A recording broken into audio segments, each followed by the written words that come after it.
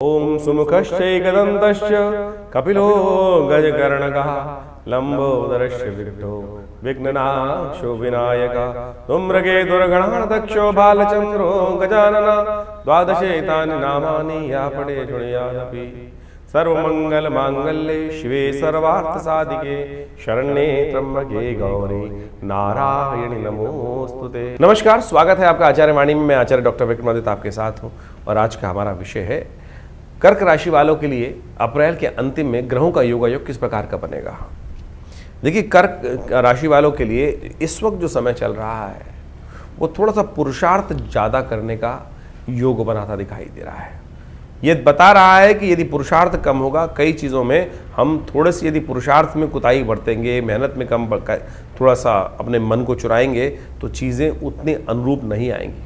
तो इस वक्त आवश्यकता है, क्योंकि आपकी राशि में मंगल महाराज सबसे कमज़ोर अवस्था में होकर बैठे हुए हैं और ऐसे में इस बात का हमको ध्यान रखना चाहिए। मंगल पुरुषार्थ का स्वामी होता है, तो पुरुषार्थ को बढ़ाने का प्रयास हमें चाहिए। इस वक्त भाग्य में आपके चार ग्रहों का योग चल रहा है और भाग्य में चार ग्रहों का योग जो समझें किस प्रकार का। शुक्र वहाँ उच्च के बैठे हैं, राहु महाराज वहाँ जो बैठे हुए हैं वो शनि और बुध के साथ युक्ति बना रहे हैं और चंद्रमा इस दौरान वहाँ पर पहुँचेंगे भी सही। तो ऐसे में भाग्य में जो उठापटक का योग बन रहा है, लक कभी साथ देगा कभी छोड़ देगा, ऐसे योग बनते दिखाई दे रहे हैं। तो ऐसे में हमको चीज़ों को समझते हुए कार्य करने की ज़रूरत है। देखिए, एक कंसिस्टेंसी के साथ कार्य करने की ज़रूरत है। इस वक्त एक ही चीज़ है, भाग्यम फलति सर्वत्र जो कहा गया है ना, हम कहेंगे कर्म के द्वारा ही भाग्य बनाने का अवसर है आपके पास। आपके सूर्य उच्च के होकर कर्म भाव में विद्यमान है और जो कर्म से सही सुदृढ़ होकर काम कर लेंगे, सूर्य गारंटी कर रहे हैं कि उनको वो सफलता देने के योग अवश्य बनाते दिखाई दे रहे हैं। बृहस्पति महाराज इस वक्त लाभ वाले स्थान में आपके चल रहे हैं, वो गारंटी दे रहे हैं कि लाभ के रास्ते अवश्य बनते दिखाई देंगे। तो इसलिए खाली बैठकर ही केवल तमाशा देखने की ज़रूरत नहीं है, खुद उस फील्ड में उतरने की ज़रूरत है और जो फील्ड में उतर जाएंगे भाग्य भी उनका बन जाएगा। शनि भाग्य में बैठकर चीज़ों को धीरे धीरे कार्य लाभ देते दिखाई दे रहे हैं, यानी अपने आप जो भाग्य बन रहा है वो धीरे धीरे, यदि मेहनत कर लोगे, चीज़ों से भागोगे नहीं, तो बहुत बढ़िया तरीके से आपके लिए समय साथ देने के योग बना देगा। इस वक्त ये ग्रहों का एक तरह से आउटर लाइन दिखाई देती है। सिलसिलेवार तरीके से समझ लें कौन से दिन कौन सा ग्रह आपके लिए अनुकूल है, कौन से दिन कौन से ग्रह में उपाय करने की आवश्यकता है और किस दिशा में कौन सा कार्य करोगे वो आपके लिए शुभ रहेगा। सबसे पहले बात कर लेते हैं 21 तारीख की, 21 अप्रैल की। सोमवार का अवसर है, अष्टमी तिथि विद्यमान है, कृष्ण पक्ष की अष्टमी है, इसलिए कालाष्टमी का योग बन रहा हुआ। शिव की उपासना करके आप हमें समस्त कष्टों को दूर करने के योग बना सकते हैं। गजकेसरी योग विद्यमान है आपकी राशि में, जो 2 दिन रहेगा और दोनों दिन आपकी चीज़ों को आपके अनुकूल करने के योग बनाएगा। बृहस्पति 11वें भाव में बैठकर सप्तम भाव में बैठे हुए चंद्रमा पर पूर्ण दृष्टि डाल रहे हैं। क्लियर वॉइस मिलता दिखाई दे रहा है, चीज़ों के प्रति सही समझ आपको आपके मनोमस्तिष्क विचारों में आती दिखाई दे रही है, जो आपको सही दिशा की तरफ प्रेरित करती दिखाई दे रही है। बस आपको चलने की देर है, सही दिशा में चल लोगे तो बहुत अच्छा रहेगा। माँ दुर्गा की उपासना करें। इस दिन विशेष तौर पर शिव की और दुर्गा जी की, पार्वती जी की उपासना करने से समस्त अनिष्टों का दूर चल रहा हो। जिनके स्वास्थ्य में थोड़ी समस्या चल रही हो, इस दिन शीतला माता की अवश्य आराधना करें, कल्याण के योग बनेंगे। सर्वार्थ सिद्ध योग विद्यमान है जो करीब करीब शाम को बनेगा, तो ऐसे में नए कार्य करने के लिए शाम से मुहूर्त अच्छे बनते दिखाई देंगे। करीब करीब दोपहर को 12:36 के बाद से ये मुहूर्त बन जाएगा, उसका लाभ ले लीजिए, आपके लिए अच्छा रहेगा। 22 तारीख मंगलवार का अवसर, नवमी तिथि विद्यमान है और जैसा हमने कहा कि 2-3 दिन के लिए आपके लिए ग्रह नक्षत्र अच्छे बने हुए हैं। बृहस्पति से की पूर्ण दृष्टि चंद्रमा पड़ रही है, ये आपके लिए लाभ का आगे बढ़ने का योग बनता दिखाई दे रहा है। तो इसलिए मंगलवार है, इस दिन कोशिश करें हनुमान जी की सुंदर आराधना करने का प्रयास करें। चंडिका नवमी है, भगवती दुर्गा की आराधना करने का प्रयास करें। देखिए चीज़ें आपके फेवर में आने के योग बनते दिखाई दे रहे हैं। 23 तारीख का दिन ग्रह थोड़े हल्के हो रहे हैं, इस दिन ग्रहों का थोड़ा सा हल्का योग दिखाई देता है, साथ साथ पंचक भी आरंभ हो रहे हैं और ऐसे में सूर्य जब विशेष तौर पर आप समझें कि बड़े तेज होकर बैठे हैं प्रकृति के अंदर, विशेष तौर पर थोड़ा प्राकृतिक उपद्रव अग्नि के शुभ योग बनाते दिखाई दे रहे हैं और ऐसे में पंचक का आरंभ होना, ध्यान रखिएगा। एकत्रीकरण से कहीं ना कहीं नुकसान, वो भी 5 चीज़ जो बताई गई हैं, तृण का, छत का डालना, भुज इत्यादि का एकत्रीकरण, जो भी ज्वलनशील पदार्थ हैं उनका एकत्रीकरण करते वक्त थोड़े से जिनका व्यवसाय इस तरह का हो उनको थोड़ी सावधानी बरतनी चाहिए, वो थोड़ा सा अनिष्टकारी योग बन सकता है उसके लिए, तो उसके लिए उपाय करने का प्रयास करें। उपाय के तौर पे सबसे अच्छा है कि विघ्नों को दूर करने वाले भगवान गणेश की सुंदर आराधना करने का प्रयास करेंगे तो अच्छा रहे। कई लोग बड़े भ्रांति में फंस जाते हैं, पंचक का नाम सुनते ही वो सब चीज़ें काम करना बंद कर देते हैं। अरे पंचक जो है केवल 5 चीज़ के लिए बताए जाते हैं, बाकी चीज़ों के लिए नहीं है। यानी इस समय में केवल अंत्येष्टि कर्म इत्यादि के संबंध में ध्यान रखना चाहिए, तृण के एकत्र करने में ध्यान रखना चाहिए, लकड़ियों का एकत्र करते वक्त तो छत ना डालने का प्रयास करना चाहिए। इन सब चीज़ों में केवल निषेध है, बाकी चीज़ों के लिए नहीं है, इस बात का ध्यान रखें। लेकिन भद्रा भी विद्यमान है इस दिन, तो नए कार्यों का आरंभ करने के लिए इस दिन योग शुभ नहीं दिखाई देता। थोड़ा मनोमस्तिष्क में थोड़ा बंधन परेशान करते दिखाई दे रहे हैं, कोशिश करें आप श्री गणेश का स्तवन करके कल्याणकारी योग बना सकते हैं। 24 तारीख का दिन बृहस्पतिवार का अवसर है और इस दिन एकादशी का सुंदर योग बन रहा है। ग्रह नक्षत्र थोड़ा सा मनोमस्तिष्क को थोड़ी विडंबनाएं उत्पन्न करते दिखाई दे रहे, मनोमस्तिष्क थोड़ा डंप दिखाई देता है। विचार जो हैं थोड़े से ऐसे हो सकते हैं कि एक संसार में कुछ जो कार्य करते हैं हम कहीं ना कहीं मनोभाव को थोड़ा नेगेटिव करते दिखाई दे रहे हैं। लोगों की भावनाओं जो है वो जो उनका बेसिकली आउटर पेरिफेरल है वो आपको थोड़ा परेशान करता दिखाई दे रहा है। लोगों का जो एटीट्यूड है वो आपके मन को थोड़ा दुखाता दिखाई देगा, ऐसे नक्षत्र बनते दिखाई दे रहे हैं। भगवान की आराधना करें, भगवान की सुंदर स्तवन करें, एकादशी का अवसर है, सात्विकता को अपनाएं, देखिए वो कल्याण होगा। भगवान को अभिषेक करके पंचामृत ग्रहण करने से कल्याण के योग बनेंगे। एक बड़ा सुंदर योग बन रहा है कि नेपच्यून ग्रह जो है वो आपके भाग्य में चलते हुए ग्रहों के साथ इस वक्त शनि के नक्षत्र में प्रवेश करता दिखाई देगा। और शनि महाराज जो है ना वो दंडाधिकारी हैं। शनि महाराज जो हैं वो विशेष तौर पे ऐसे योग बनाते हैं कि कर्म के अनुसार से लाभ देते हैं, तो कर्म पूरी तरह से करने का प्रयास करें, कर्म में कहीं कमजोरी ना छोड़ें तो आपके लिए अच्छा रहेगा। इस बात का ध्यान रखते हुए कार्य करें। बृहस्पति जो शनि के नक्षत्र में नेपच्यून गए हैं वो आपके लिए अच्छा कल्याणकारी योगी बनाएंगे, चिंता ना करें। आगे आने वाले समय में बहुत जल्दी परिवर्तन की स्थिति बनती दिखाई दे रही है। कर्क राशि वालों आप खास तौर पर समझ लो कि 25 तारीख के दिन ग्रह नक्षत्रों का योग आपके लिए कैसा बनता दिखाई दे रहा है। शुक्रवार का अवसर है, द्वादशी तिथि विद्यमान है और आपकी राशि के दृष्टिकोण से भाग्य में जो चतुर्ग्रही का योग बना हुआ था वहां अब पंचग्रही योग बनकर तैयार हो। चंद्रमा अभी में पदार्पण कर चुके हैं। चतुर्ग्रही योग कभी शुभ नहीं माना जाता, लेकिन पंचग्रही योग चंद्रमा के साथ विराजमान होकर राहु, शनि और बुध और शुक्र इत्यादि जो हैं वो कई मामलों में आपके लिए अच्छा कर रहे हैं। आपका मन हल्का करते दिखाई दे रहे हैं। आपका मन जो है वो विशेष तौर पर यदि धर्म कार्य की तरफ लग गया, परमात्मा की तरफ स्मरण करने में लग गया तो आप सत्य मानो आपके लिए बहुत सारी चीज़ों को इमोशनल पॉइंट ऑफ व्यू से स्ट्रांगनेस आपको प्राप्त होने के योग बनते दिखाई देंगे। इस दिन प्रदोष भी है, हो सके तो शिव का सुंदर आराधना कर लें, दूध से भगवान शिव का अभिषेक करें। शुक्रवार के दिन प्रदोष का योग बन रहा है, महालक्ष्मी की कृपा प्राप्त करने का योग बहुत सुंदर है। ऐसे दिन खट्टे फलों का दान करना चाहिए। और इस दिन शुक्र महाराज जो है ना वो सब शनि के साथ ही होते चले जा रहे हैं। देखिए नेपच्यून ग्रह वो शनि के नक्षत्र में चला गया और अब शुक्र भी शनि के नक्षत्र उत्तरा भाद्रपद नक्षत्र में, बुध पहले ही चल रहे हैं। तो ये सब के सब जो ग्रह नक्षत्रों का योग बना रहे हैं वो आपके लिए कहीं ना कहीं कर्म के दृष्टिकोण से, शनि का मतलब है कर्म फलदाता, कर्म के अनुसार से फल प्राप्ति के योग बनेंगे। बस केवल ध्यान रखना कर्क राशि वालों, मंगल महाराज आपको कर्म से थोड़ा दूर करते दिखाई दे रहे हैं। कर्म में थोड़ी सी हीन भावना, मन में थोड़ी सी नेगेटिविटी, थोड़ा सा डिप्रेशन लाते दिखाई दे रहे हैं। उसको ठीक करने के लिए अपने काम से काम रखो, बाकी फालतू भावना वाली चीज़ों को दूर करने का प्रयास करोगे तो अच्छे रहोगे। 26 तारीख का दिन शनिवार का अवसर है, त्रयोदशी उदया तिथि है और चतुर्दशी दिल्ली के पंचांग के अनुसार से क्षय होती दिखाई दे रही है, यानी क्षय तिथि होगी और इसके साथ साथ भद्रा का योग भी बन गया। तो ध्यान रखिएगा नए कार्यों के लिए, मुहूर्तों के लिए दिन अच्छा नहीं दिखाई देता और ऐसे में थोड़ा ध्यान रखते हुए कार्य करें। एक अच्छी बात यह है कि पंचक इस दिन समाप्त होते दिखाई दे रहे हैं और इस दिन भगवान शिव के लिए मासिक शिवरात्रि का योग बन रहा है। तो शिव की आराधना संपूर्ण रूप से कल्याणकारी योग बनाती। शनिवार के दिन योग बन रहा है और इस वक्त ग्रह नक्षत्रों के दृष्टिकोण से थोड़े से ग्रह योग ऐसे हैं कि थोड़े से शत्रु थोड़े से सिर उठाते दिखाई दे रहे हैं, आपको इमोशनल पॉइंट ऑफ व्यू से परेशान कर सकते हैं। तो इसके लिए अच्छा है कि शिव का अभिषेक थोड़ा तेल से करने का प्रयास करें या तेल का दान करने का प्रयास करें, आपके लिए अच्छा रहेगा। 27 तारीख रविवार का अवसर और इस बार रविवार जो है वैशाख अमावस्या को लेकर आया है। अमावस्या जो है वो पैतृक कार्य के लिए रहती है और इस दिन ग्रह नक्षत्रों का परिवर्तन का योग जो है वो आपके लिए बड़ा कल्याणकारी है। सूर्य और चंद्रमा एक साथ विराजमान है आपके दशम भाव में। इसके साथ साथ सूर्य जो है वो भरणी नक्षत्र शुक्र के नक्षत्र में प्रवेश कर रहे हैं, बुध रेवती नक्षत्र में प्रवेश कर रहे हैं, और ये दोनों का जो परिवर्तन है वो आपके लिए अच्छा ही दिखाई देता है। रेवती नक्षत्र बुध का ही नक्षत्र है, और सूर्य जो है शुक्र भरणी के नक्षत्र में प्रवेश करने से परम शुभ स्थिति को प्राप्त करते दिखाई दे रहे हैं। ऐश्वर्य को देने वाले हैं, लाभ को देने वाले हैं, सफलता की तरफ आपको अग्रसित करने के योग बनाते दिखाई देंगे। ऐसे में ध्यान रखिएगा, थोड़ा पितरों को प्रसन्न करने का प्रयास करें। रविवार के दिन अमावस्या का योग बन रहा है तो कोशिश करें अपने पितरों के निमित्त गरीबों को, ब्राह्मण को भोजन करा दीजिए, गऊ के लिए ग्रास निकाल दीजिए। हमने विवेकानंद योगाश्रम में इस शुभ तिथि में एक कार्यक्रम रखा है कि यज्ञ का कार्यक्रम रहेगा, पितरों के निमित्त गायत्री का यज्ञ रखा हुआ है। सुबह 8 बजे से लेकर करीब 11 बजे तक एक कार्यक्रम रहेगा, भंडारा रहेगा और गायत्री का यज्ञ रहेगा। आप भी अपने नाम से अपने पितरों के निमित्त गायत्री यज्ञ कराने के लिए आश्रम में संपर्क साध सकते हैं।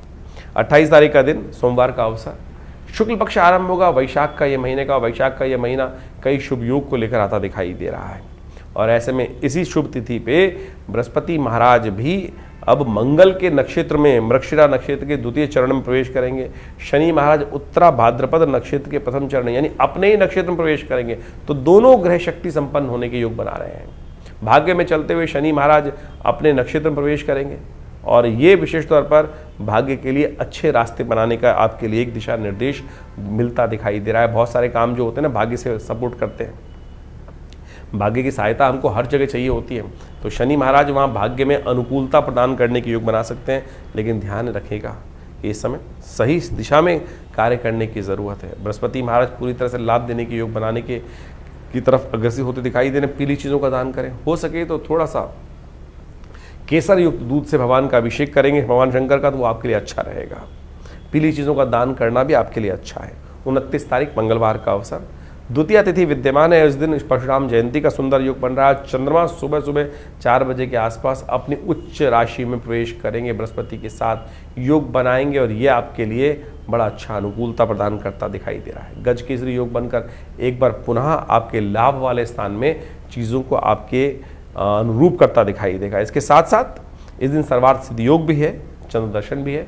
कोशिश ये करें इन 2-3 दिनों में अपने महत्वपूर्ण कार्यों को निपटाने का प्रयास करें। बहुत जल्दी जो कार्य बहुत डिले हो रहे थे उनको निपटा लीजिए 2-3 दिन, उसके बाद थोड़ा सा ग्रह हल्के होने के योग बनेंगे, तो इन 2-3 दिनों में महत्वपूर्ण कार्यों को पूरी तरह से मेहनत कर पूर्ण करने का प्रयास कीजिए। ये आपके लिए अच्छे योग बनते दिखाई दे रहे हैं।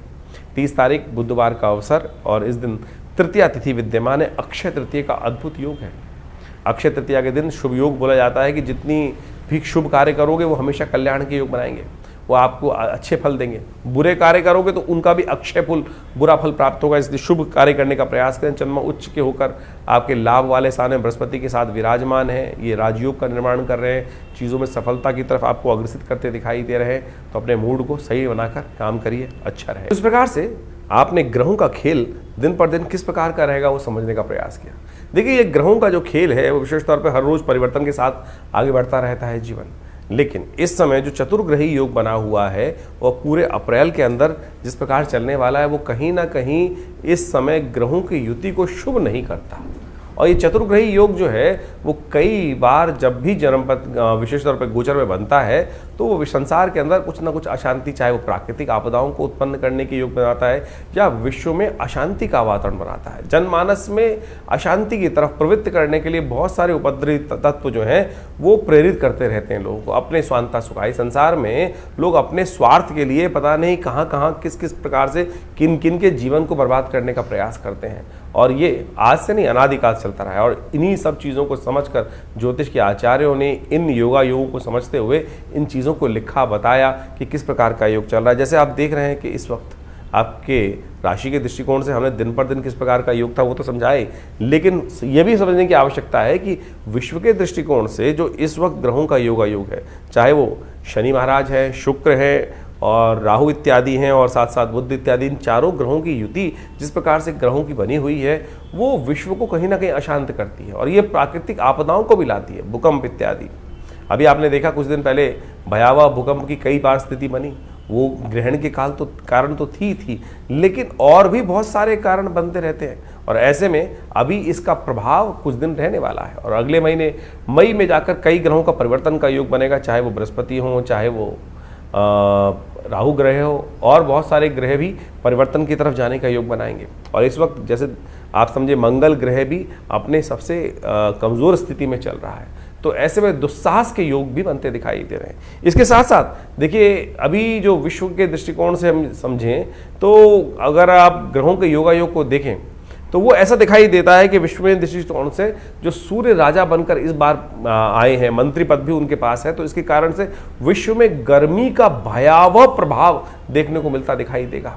और गर्मी के भयावह प्रभाव के कारण से अग्निकांड, विस्फोटक योग, ये सब भी कहीं ना कहीं परेशान कर सकते हैं। तो हमको अपने जीवन को सही चलाने के लिए अपने ग्रहों को सही रूप से समझते हुए उपाय करने का प्रयास यथाउचित भाव से करना चाहिए। कई लोग विशेष तौर पर अपने ग्रहों को समझकर परेशान हो जाते हैं और कई बार गलत रास्ते पे चल देते हैं। देखिए, शास्त्र में तो सिद्धांत के तौर पे ग्रहों का उपचार बताया गया है। उपचार बड़ा सीधा साधा है, परमात्मा की आराधना करना और सबसे पहले समय को पहचानना कि समय क्या करवाने जा रहा है हमसे, हम किस प्रकार से अपने आप को रोक सकते हैं। यही सही दिशा निर्देश, सही गुरु का वाक्य, सही आशीर्वाद मिल जाए तो क्या होता है कि हम गलत तरफ जाने से बच जाते हैं। नहीं तो जीवन है, चलना है, ये धरा तो गोल ही है, चाहे इधर से जाओ चाहे इधर से जाओ, लेकिन सदगुरु की प्रेरणा होगी तो जो दिशा हमारे लिए उपयुक्त होगी वो हमको प्राप्त हो जाएगी। सही दिशा में हम कार्य करने शुरू कर देंगे, और नहीं तो फिर संसार में गोल चक्र तो है ही, एक लंबा रास्ता एक छोटा रास्ता है। तो इसलिए यदि अनुभव का लाभ लेते हुए हम जीवन में अपने सही मार्ग पर चलने का प्रयास करेंगे तो बहुत अच्छे से जीवन को बहुत बढ़िया तरीके से आगे बढ़ने का रास्ता बना सकते हैं। लेकिन लोभ एक ऐसी चीज़ है, और तो और साथ साथ हम अहंकारवश, लोभवश, मोहवश कई बार अपने जीवन को कष्ट में डाल देते हैं। देखिए, पुरानी कहावत है, आए थे हरि भजन को ओटन लगे कपास। हम लोक को सुधारने का प्रयास करें या परलोक को सुधारने का प्रयास करें तो इस बात को समझें, एक ही सुधरेगा। और हरी कृपा ऐसी है कि भगवान का यदि स्तमन करे तो लोक भी सुधर सकता है, परलोक भी सुधर सकता है।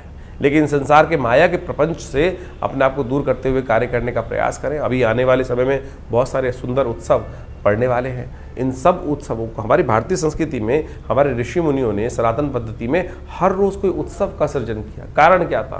कारण यही था कि मनोमस्तिष्क फालतू के कामों से लगकर हटकर उस परमात्मा की स्तवन में अपने आप को लगा लें। तो वो क्या होता है कि बहुत सारे गलत रास्तों से व्यक्ति बच जाता है और कष्ट से भोगने से बच जाता है। लेकिन हमारे जीवन में जो कर्म का क्षेत्र है वो हर क्षण कुछ ना कुछ कर्म की तरफ हमको प्रेरित कर रहा है। कोशिशें करें, सदकर्म की तरफ प्रेरित करने का प्रयास करें अपने आप को, लोगों को। नहीं तो क्या होता है कि गलत कर्म की तरफ प्रेरित करोगे। कई बार हम अपने आश्रम में लोगों के जो यज्ञ इत्यादि होते हैं उसके बारे में बता देते हैं, तो कई लोग इस प्रकार से बोल देते हैं कि भैया आचार्य जी आश्रम का ऐड कर रहे हैं। देखो, ऐड करने की हमें ना तो कोई ज़रूरत, अगर यज्ञ इत्यादि आश्रम पे हो रहे हैं तो बताना चाहिए, लोगों को प्रेरित करना चाहिए। एक शराबी है, वो लोगों को प्रेरित करता है, आओ शराब के पार्टी में बैठो, और जुआ खेलने वाले कहते हैं जुए में खेलने का प्रयास करो। अगर हम सदकर्म कर रहे हैं और सदकर्म के बारे में लोगों को बता रहे हैं तो ये एडवर्टीजमेंट नहीं है, गलत की तरफ नहीं ले जा रहे। तो अगर आपको कई लोगों को, और आप एक बात और समझ लें कि आपके जीवन में हम कैसे समझें कि हम धर्म, हमारे अंदर अभी धर्म का उदय हो रहा है या अंत हो रहा है। धर्म की बात सुनकर यदि किसी व्यक्ति को कहीं ना कहीं मन में क्रोध आने लगे, गुस्सा आने लगे, तो समझ लो कहीं ना कहीं पाप प्रवृत्ति अभी जीवन में कहीं ना कहीं परेशान करने के आगे योग बना रही है। तो इसलिए अपनी भावना को पवित्र रखें। तो हमने जो जो आपके संबंध बातें रखी हैं, जो जो जो उत्सव होते हैं आश्रम के बारे में, वो सब अवगत कराते रहते हैं। कोशिश ये करें आप भी अपने जीवन को, अपने बच्चों को, अपने परिवार वालों को, लोगों को, मित्रों को सही दिशा में डालने का प्रयास करें। सही दिशा में आपका कर्तव्य का केवल इतना है कि चलो भाई परमात्मा का भजन करें, चलो भाई अच्छे कर्म की तरफ चलें। और समझ लो, अगर आपकी वजह से कोई एक आध व्यक्ति भी सदकर्म की तरफ लग गया तो उसके द्वारा किए गए पुण्य भी आपको लग जाएंगे। ये सब सैद्धांतिक तौर पर है। जैसे आप इसको मॉडर्न वे में समझ सकते हैं कि किसी गलत व्यक्ति को गलत काम के प्रेरित किया, चोरी डकैती और उल्टे सीधे कामों के लिए, और उसने जो कर्म किया उसने कहीं जाके आपका नाम ले दिया कि भाई, तो आप भी उस कानून के चक्कर में फंसेंगे ना। तो इसी प्रकार से यदि आप किसी को पुण्य की तरफ प्रेरित कर रहे हैं तो पुण्य, उसके द्वारा किए गए पुण्य आपको प्राप्त होंगे। और किसी गलत कार्य की तरफ प्रेरित करोगे, चाहे जैसे हमने जो दो तीन अभी उदाहरण दिए आपके सामने, तो आप समझ लीजिए उसके द्वारा किया गया गलत कर्म भी आपको भी भोगना पड़ेगा। ये ये संसार में बिल्कुल नियम है सही रूप से, तो इसलिए सही तरफ चलने का हम प्रयास करेंगे तो अपने कर्म से, जीवन से अपने हमें बहुत सारे कष्टों से निवृत्त होने का योग बन जाएगा। और एक बात और समझें, यदि बिना कुछ कारण के भी आपके जीवन में यदि कष्ट, मन दुख है, परेशान है, कष्ट जीवन में आए चले जा रहे हैं, तो सोच लीजिए कि अभी हमारा जो डेबिट क्रेडिट का अकाउंट है ना कर्मों का, वो कहीं ना कहीं नेगेटिव हो रहा है। शुभ कर्म अपने आप कर ज़्यादा से ज़्यादा करने का प्रयास करें। जब वो घड़ा शुभ कर्म से लबालब भरा रहेगा तो आप समझें कि आपके बहुत सारे कष्ट कब आएंगे, कब चले जाएंगे, पता भी नहीं चलेगा। तो इसलिए इस सिद्धांत को समझ लीजिए, यदि छोटा सा कष्ट भी आपको बार बार आके परेशान कर देता है तो समझ लीजिए हमारे पुण्यों के अकाउंट में कितना नेगेटिव बैलेंस है कि हम छोटे छोटे कष्टों से परेशान हो रहे हैं जिनका वास्तविक जीवन में कोई औचित्य ही नहीं है। और सामने वाला जिसको हम देखकर कई बार ईर्ष्याग्रस्त हो जाते हैं कि भाई उसको भी जीवन में कष्ट सबके आ रहे हैं। सूर्य तो निकल रहा है तो उष्ण जो गर्मी है वो हर एक के लिए पैदा कर रहा है, बरसात हो रही है तो हर एक को गीला कर रही है, लेकिन किसी को उसका दुष्प्रभाव होता है और किसी को उसका शुभ प्रभाव होता है। वो इसलिए कि हमारे पुण्य किस प्रकार के हैं। तो आप सही रूप से पुण्यों को बढ़ाने का प्रयास करें, यही अध्यात्म का रहस्य है।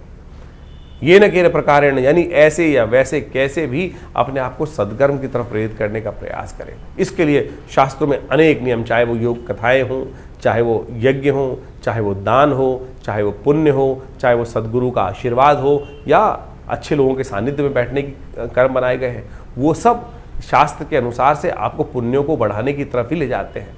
और वहीं उसके लिए थोड़ी प्रयास करना पड़ता है, श्रुति को ऊर्ध्वगामी बनाना पड़ता है, उठाना पड़ता है, अपनी प्रवृत्ति को नीचे की तरफ जाने की बजाय ऊपर की तरफ उठाना पड़ता है। उसमें लगती है मेहनत। और गलत तरफ जाने के लिए तो आप बैठ चल करते हैं, उल्टे सीधे काम तो बहुत सारे ऐसे हैं, रोज शाम को लोग आपको बैठा सकते हैं। तो आप उस पर रोक, उस पर बंदिश, उस पर थोड़ा सा संयम करने का प्रयास करोगे तो खुद देखोगे धीरे धीरे परिवर्तन का रास्ता आपके जीवन में अवश्य बनेगा। और जानिए आपके जीवन में किस प्रकार के ग्रह योग चल रहे हैं, उसके लिए हम लगातार आपके साथ रहते ही हैं। तो आशा करते हैं इन सब दिशा निर्देशों को सही से समझेंगे और अपने जीवन के कष्टों को दूर करने का आप अवश्य योग बनाएंगे।